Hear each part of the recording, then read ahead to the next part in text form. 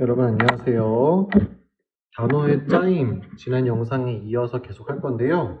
이번에는 선생님이 화면을 보면서 먼저 좀 설명을 시작을 하겠습니다. 화면을 잘 봐주시고요. 이 화면에 설명이 좀 잘 나와 있어서 보여드리는 거고요. 선생님이 지난 시간에 어근, 접사, 합성어, 파생어 기본적인 설명들은 좀 했을 거예요. 보태서 좀 하려고 하는데 어근과 접사가 아주 좀 헷갈리는 사람이 있을 수 있어요. 어근이라고 하는 것은 화면에 나와 있는 설명에 따르면 단어에서의 실질적인 의미를 나타내는 중심이다 라고 되어 있고요. 그리고 그 어근에 붙어서 주변 부분의 역할을 하고 의미를 제한하는 그걸 우리가 접사라고 한다고 했는데 우리 저번에 형태소 분류할 때 기억나시는지 모르겠어요. 일단 접사 같은 경우에 접사는 의존 형태의 소입니다. 다시 말하면 접사는 혼자서는 쓸 수가 없다는 말이에요. 단어를 쪼개서 합성어인지 파생어인지 그리고 이것이 어근인지 접사인지 판단을 할 때 혼자 쓸 수 있는지 없는지를 먼저 보세요. 접사는 의존 형태소이기 때문에 절대로 혼자 쓸 수 없는 말이고요. 그 다음에 어근 같은 경우에는 자립 형태소도 있지만 의존 형태소인 경우도 있어요. 어떤 경우냐면 동사나 형용사 같은 애들이 있지. 걔네는 활용을 해서 변하잖아요. 그때 변하지 않는 부분이 있었을 거야. 그걸 우리가 어간이라고 했었죠. 그 어간들은 단어의 실질적 의미를 담당하기 때문에 변하지 않는 거거든요. 그러면 어간에 해당하는 애들은 어근이 되기도 한다라는 거지. 단어를 만들 때. 이런 것들은 이제 합성어와 파생어의 예시 단어들을 자세하게 좀 보다 보면 조금씩 더 와 닿을 거예요. 화면에 보시면 파생어에 대한 설명이 먼저 나와 있을 겁니다. 파생어란 어근과 접사가 결합해서 만들어지는 단어를 말하고요. 이때 접사가 어근의 앞에 오는지 뒤에 오는지에 따라서 이름이 달라져요. 앞에 오면 머리 두 자를 씁니다. 접두사라고 하고요. 뒤에 오면 꼬리 밑자를 써서 접미사라고 해요. 그러니까 어근의 앞에 오는 애들이 있을 거야. 선생님하고 예시 단어들을 볼까요? 헛을 볼게. 야, 헛수고하지 마. 헛기침 이런 애들 봅시다.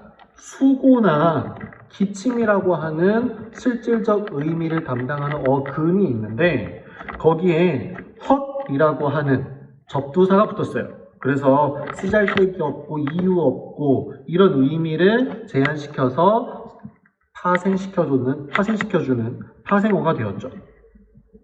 한여름 같은 경우에 여름이라고 하는 중심 의미가 달라진 것이 아니라 가장 뜨거운 한여름이라고 새로운 의미를 파생시키고 있죠. 이런 경우에 이제 접사의 역할을 우리가 조금 더 확인을 해볼 수가 있고요.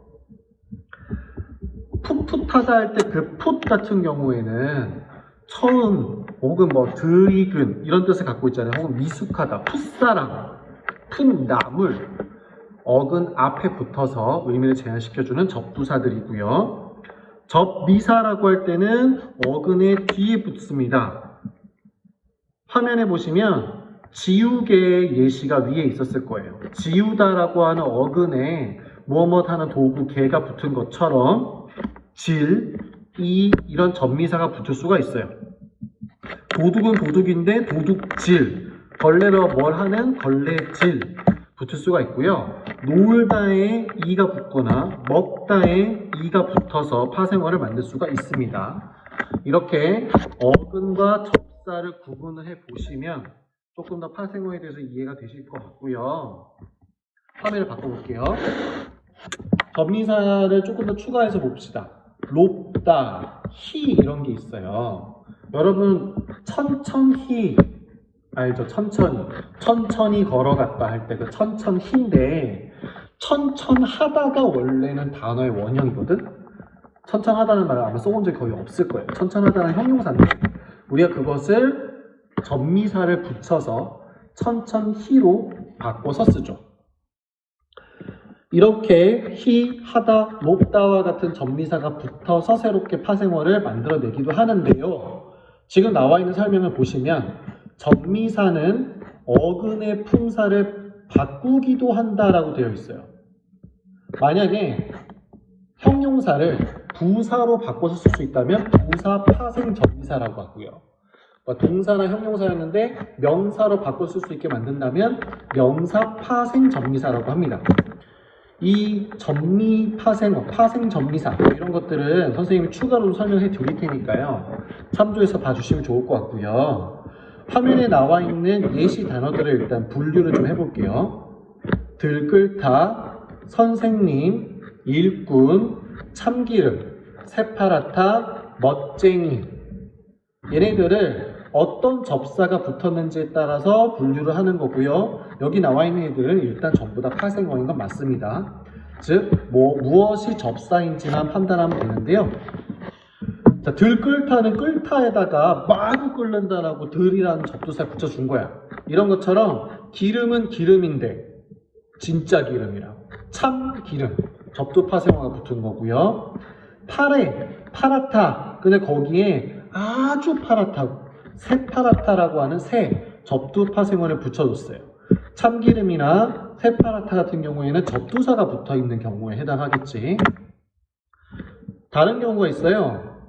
일꾼, 멋쟁이 같은 경우에 일꾼 있잖아요. 무슨 꾼을 붙이면 그런 걸 잘한다, 전문가다라는 의미가 더해지게 되지. 일꾼에서는 일이 근이고 꾼이 전미사야. 비슷하게 멋쟁이, 쟁이라고 하는 말 쓰잖아요. 쟁이를 붙여서 그런 속성이나 그런 성격을 많이 가진 사람, 뭐 이런 의미를 더해주거든요.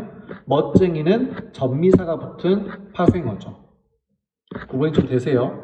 접두사와 전미사를 떼놓고 어근 접사를 분류하시면 파생어에 대해서 조금 더 잘 아실 수가 있습니다. 선생님이 조금 더 분류를 잘하기 위해서 보충 설명들을 좀 더 해보도록 할게요. 화면을 다시 한번 바꿔보도록 하겠습니다. 파생어에 대해서 조금 더 설명을 보태볼게요. 칠판을 좀 봐주세요. 자, 선생님이 여기서 써놨죠? 부채 혼자 쓸 수 있고요. 실제 형태소고요. 어근이죠. 이 부채에다가 지를 붙입니다. 부채 지이 됩니다. 이런 게 접사인데 뒤에 왔으니까 접미사라고 하고요. 이 접미사가 부채에 붙어서 부채질이라고 하는 새로운 파생어를 만들어내죠. 비슷하게 밝아요. 밝다에다가 짓이라고 하는 앞에 왔으니까 접두사죠. 접두사를 붙여주잖아요. 짓밟다라고 아주 그냥 세게 밟는 말이 돼버리지. 파생어를 만들어요. 이런 게 접두사와 접미사인데 이 문장을 봐주세요. 집으로 천천히 걸어갔다 라고 봅시다. 문장 형태를 보면 집에 갔어. 걸어서 갔는데 어떻게 걸어갔냐면 천천히 걸어갔어. 어떻게 해당하죠? 얘는 이제 우리가 문장 성분으로 보게 되면 부사어예요. 자, 부사어로 쓰여서 부사가 이제 꾸며주는 건데 아까 잠깐 얘기했을 거예요. 천천하다는 원래 형용사야 얘들아. 품사로 보면.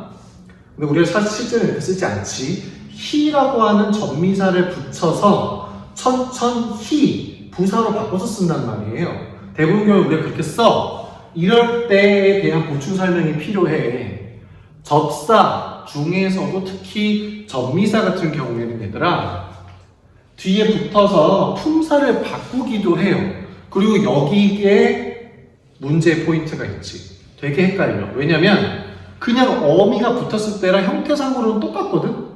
그런데 어떤 경우에는 접사고 어떤 경우에는 어미고 이 파생 전미사라고 하는 개념을 아는지에 대해서 물어보는 문제가 되게 많을 거예요.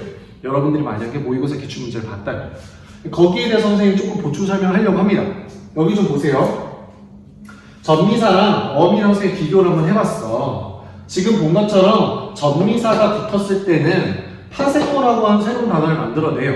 하지만 어미는 새로운 단어가 생기는 것이 아니라 동사나 형용사의 활용의 형태를 표시하는 문법적인 역할만 합니다.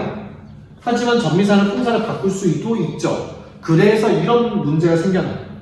만약에 동사였는데 명사의 형태로 바꿔서 쓸 수가 있어. 근데 생긴 건 똑같은데 전체 문장에서 어떻게 쓰였는지 의미와 역할에 따라서 명사, 파생, 전미사가 붙었다라고 말할 수도 있고요. 아니야, 명사형 어미가 붙은 거라고 할 수도 있어. 생긴 건 똑같은 거예요. 형태와 목을 우리가 알 수가 없죠. 이게 우리가 어려운 문제인데 이건 선생님 예시 단어를 좀 만들어 봤어요. 이걸 보면서 어떻게 구분할 수 있는지 한번 보도록 합시다. 어떨 때 파생 전미사고 어떨 때 명사형 어미인지 보는 거고요. 이걸 구분할 때 첫 번째 기준이 있어요. 부사 파생 전미사라고 할 수도 있고 부사형 어미라고 할 수도 있어. 무엇으로 바꾸는가에 따라 달라지는 건데 중요한 건 파생 전미사라면 명사가 됐어요. 그럼 그 바뀐 단어는 품사가 명사야. 하지만 명사형 어미가 붙었다라고 하면은 품사가 바뀐 게 아니라 명사처럼 보이게 쓰였다는 얘기예요. 이게 달라. 품사 실제로 바뀌었냐? 그렇지 않냐인데 여기를 봐주세요. 구분 한번 해보도록 합시다. 빠르게 달리기, 달리기가 힘들다 라고 했을 때 원래 문장에서, 단어에서 원형은 달리다였지. 달리다. 동사잖아? 이 달리다에다가 기를 붙였어요. 그래서 형태를 바꿔줬지. 근데 둘 중에 하나는 그냥 어미가 붙었어요. 그리고 둘 중에 하나는 전미사가 붙었죠. 둘 다 생긴 걸로 보면 달리기로 끝났으니까 명사로 바뀌었어. 그러면 실제 품사가 명사로 바뀌었는지 아니면 생긴 것만 명사인지에 따라서 전미사인지 어미인지를 우리가 판단할 수가 있거든. 한번 볼게요. 여기 보세요. 달리기가 힘들다라고 했어. 그러면 지금 무엇이 힘들다라고 문장의 주어 역할을 하고 있지. 여기가 서술어. 그리고 힌트 하나 더 있네. 가. 조사가 붙었잖아요. 얘들아. 뒤에 조사가 붙을 수 있다는 얘기는 앞에 말은 체언이라는 얘기예요. 그렇다는 얘기는 여기서 달리기는 품사로 봤을 때 명사가 되었다는 얘기야. 그래야지 체언이고 뒤에 조사가 붙을 수가 있지. 이럴 때는 문장의 주어 자리에 왔고요. 첫 번째 힌트고요. 두 번째 뒤에 조사가 붙었다는 걸 보았을 때 달리기가 힘들다 해서 기는 달리다라고 하는 동사를 명사로 바꿔주는 명사 파생 전미사가 붙었다라고 말할 수가 있어요. 품사가 바뀌었지. 하지만 위에 걸 보잖아요. 빠르게 달리기 이렇게 끝났다고 치자. 예시문이니까. 이렇게 됐다면 이 부사하고요. 빠르게 달리다 였을 거야. 서술어 자리지. 그냥 서술어 역할을 하고 있는데 생긴 것만 빠르게 달리기 끝났다고 치는 거지. 그러면 이런 경우에는 모양새 자체는 명사야. 하지만 지금 문장에서 봤을 때 역할은 서술어의 역할을 하고 있으니까 서술어의 자리에 오는 것들, 동사나 형용사, 용언이잖아요. 동사의 품사로서의 성격은 그대로 갖고 있지만 명사형 어미 기가 붙어서 형태만 명사처럼 보이게 바꿨다라는 거죠. 이럴 때는 얘는 어미입니다. 이 두 개를 구분해 주세요. 어미로 붙었는지 접사로 붙었는지. 하나 더 해보자. 먹이를 주다 넘치는 먹이라고 해서 문장을 만들어 봤어요. 그러면 먹다라고 하는 동사가 원형이지. 그치? 자, 먹다 동사야. 그런데 먹이를 주다라고 뒤에 이를 붙여줬어. 이때 이 이가 어미냐 접사냐를 물어보는 건데요. 먹이를 준대. 목적어지. 조사가 붙었지. 그럼 얘는 뭐야? 명사로 바뀌어버렸네. 그렇다는 얘기는 여기서 쓰인 이는 명사 파생 전미사 이가 붙었다라고 설명하는 거고요. 반대로 넘치는 먹이라고만 설명하게 되면 달라지잖아. 이해되세요? 이럴 때 넘치는 먹이라고 해버리면 그냥 어미거든. 자, 기준을 보세요. 명사 파생 전미사를 구분하는 게 되게 쉬워. 일단 뒤에 조사가 붙는지 안 붙는지를 보면 돼. 그래서 이렇게 문제 나오면 헷갈리지 않아요? 당연하지. 이렇게 이건 선생님 그냥 만든 예시문이고요. 실제로 여러분들이 보게 되는 문제에서 보게 되는 예시문은 헷갈리지 않게 정형화 시켜서 문제를 주죠. 선생님이 설명하고 싶었던 건 이거야. 전미사와 어미를 구분하기 위해서 이 포인트를 잡으라는 거지. 품사가 바뀌었는지 안 바뀌었는지. 그래서 품사를 바꾸어서 파생어를 만들 때 파생정미사가 붙었다라고 하는 문법적 설명을 합니다.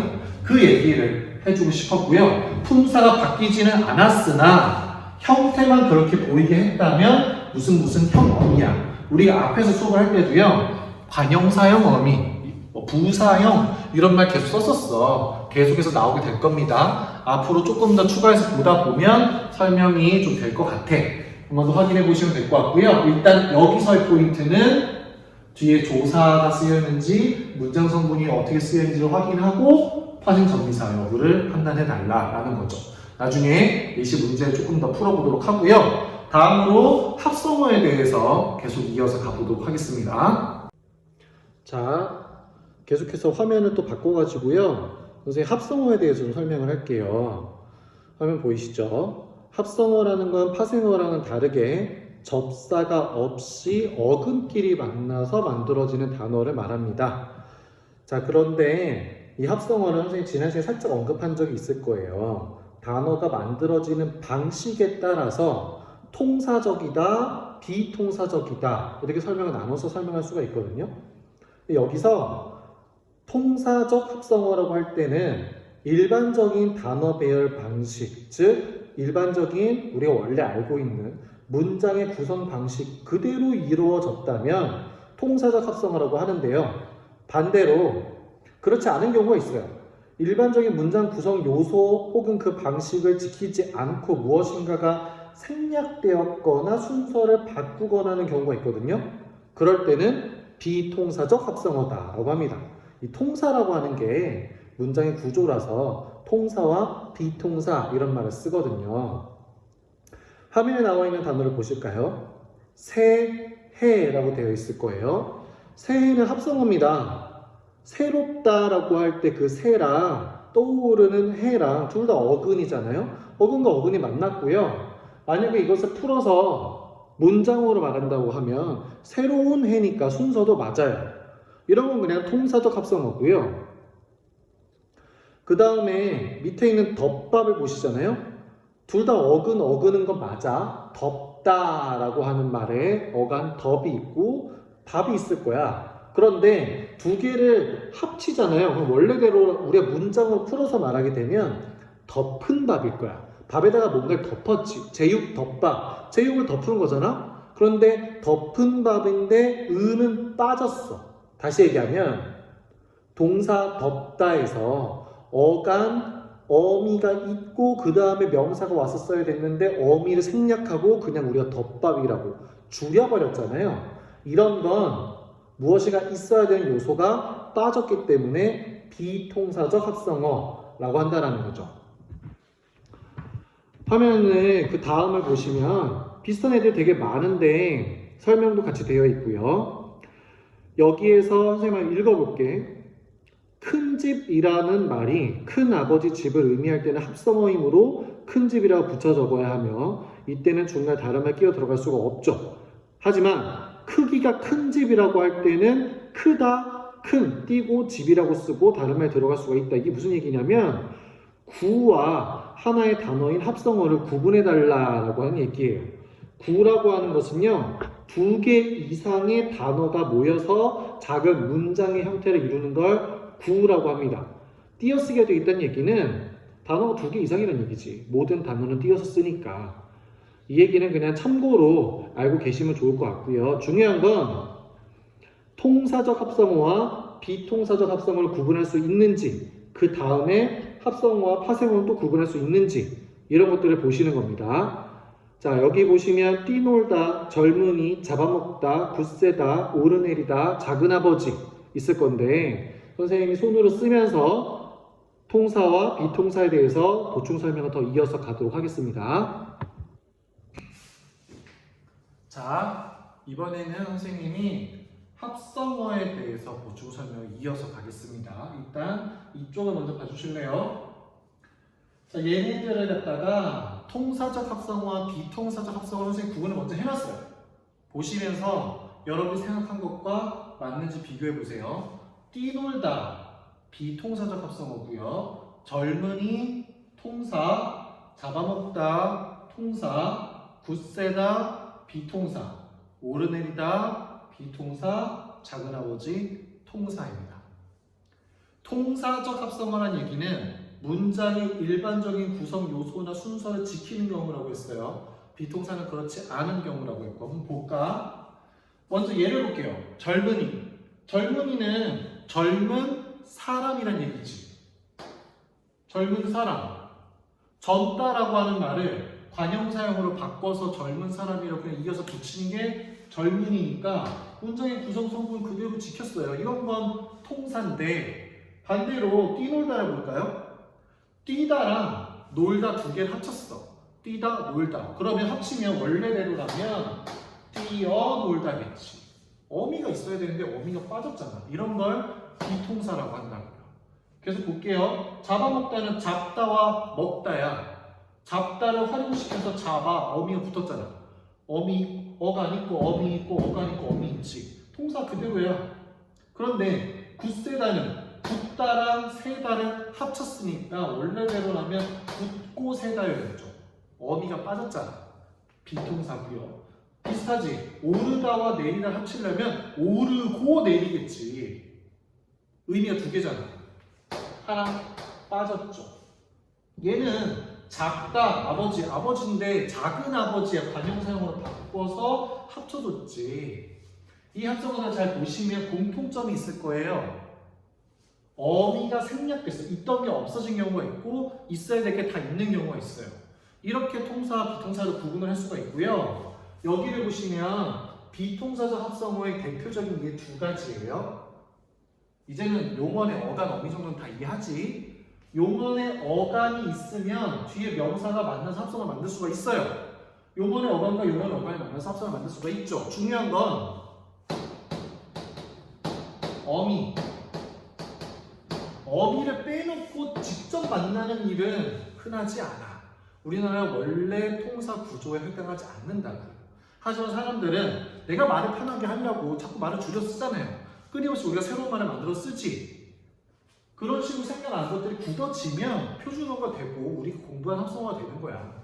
그런데 일반적인 규칙에서는 벗어났으니까 비통사적이라고 한다는 거죠. 있어야 될 게 없다라는 겁니다. 그러면 여러분들 여기 있는 것도 구분 다 되실까요? 합성어인지 파생어인지 한번 봐보실래요? 논다, 촛불, 굶주리다, 눈물, 검붉다, 여닫다, 돌다리. 이 정도는 뭐 다 할 수 있지 않을까? 선생님 속으로 저런 건 뭐 문제라고 항상 분명히 있을 거야. 그럼 참 다행인데 선생님이 쭉 볼까요? 일단 나무만 줄게. 논밭, 촛불, 굶주리다, 눈물, 검붉다, 여닫다, 돌다리. 구분되지 않니? 딱 보면 명사랑 명사가 그대로 만난 애들은 통사적 합성어겠죠. 그런데 여기는 어때? 파생어의 합성어야. 셋 다. 합성어는 합성어지. 그런데 굶고 줄이다, 검고 불다, 열고 닫다였을 건데 뭐가 하나씩 빠졌잖아. 이런 경우에 얘는 비통사적 합성어죠. 전부 다 합성어는 합성어인데 통사적 합성어와 비통사적 합성어를 구분할 수 있는지 물어보고 싶었고요. 여러분들이 합성어인지 파생어인지를 판단하시고요. 파생어라면 접미사, 접두사를 구분할 줄 알아야 되고 그 다음에 합성어라면 통사와 비통사를 구분할 줄 알아야 돼. 그러기 위해서 꼭 필요한 첫 번째 단계가 직접 구성 성분이라는 것을 아셔야 됩니다. 직접 구성 성분이라는 건 단어를 둘로 딱 쪼갰을 때 나오는 것들이야. 직접 성분이라고도 하죠. 돌다리면 둘로 쪼개면 돌이랑 다리잖아요. 돌과 다리 두 개를 직접 성분이라고 해요. 이게 왜 필요하냐면 이걸 알아야 합성어인지 파생어인지를 정확하게 구분을 할 수가 있어요. 여기 보세요. 코웃음, 비웃음, 헛웃음 말도 비슷한 것도 자꾸 만들어 봤어. 떡볶이, 제육볶음, 놀이터 있다고 칩시다. 여러분 이거 한 번에 합성어인지 파생어인지 구분되실까요?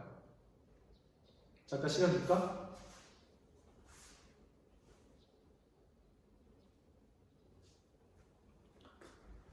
얘네들을 여러분이 잘 하시려면요. 직접 구성 성분을 먼저 따져 보셔야 돼요. 하나씩 볼게요. 자, 코웃음부터 볼까요? 나눠보세요. 코로 웃는 게 코웃음이잖아. 코 플러스 웃음이겠지. 그럼 얘는 합성어야, 파생어야? 합성어죠. 코랑 웃음이에요. 그러면 비웃음은? 비웃음은 어떠니? 여기서 여러분들이 코웃음이 합성어면 비웃음도 합성어죠? 아니야. 그럴 수가 없어. 왜냐면 직접 구성물을 나눠보세요. 비웃음 아니죠. 비웃다에다가 음이 붙은 겁니다. 그러니까 생겨먹은 모양새가 똑같다라고 해서 똑같은 말은 아니라는 거지. 직접 구성목을 나누는 것이 중요한 이유가 여기 있어요.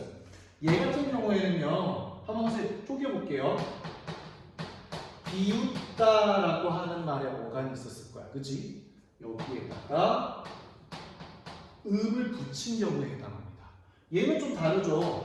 코에다가 웃음을 합친 경우였을 거야. 부분을 좀 지어보면 웃다를 음이라고 하는 파생 전미사를 붙였어요. 그렇게 해서 한번 파생시켰고 얘네 둘이 합쳐서 최종적으로 합성어가 만들어지는 이 과정이 있어요. 그런데 얘 같은 경우에는 비웃음이라 할 수가 없어. 왜냐면 비가 하나만 떠서 사전에 나오지 않아. 직접 구성 성분이 되려면 사전에 실을 수 있을 정도의 말은 돼야지. 비웃다가 원형이겠지. 여기에 음이 여기처럼 한 번에 같아 붙었기 때문에 얘는 노란색 써야지. 비웃다에 파생 전미사가 붙은 파생어가 됩니다. 좀 구분되세요? 이 설명을 하기 위해서 선생님이 아무튼 좀 전에 파생 전미사에 대해 설명을 했던 거예요. 여기도 볼까요? 헛웃음은 직접 성분 어떻게 나눌까?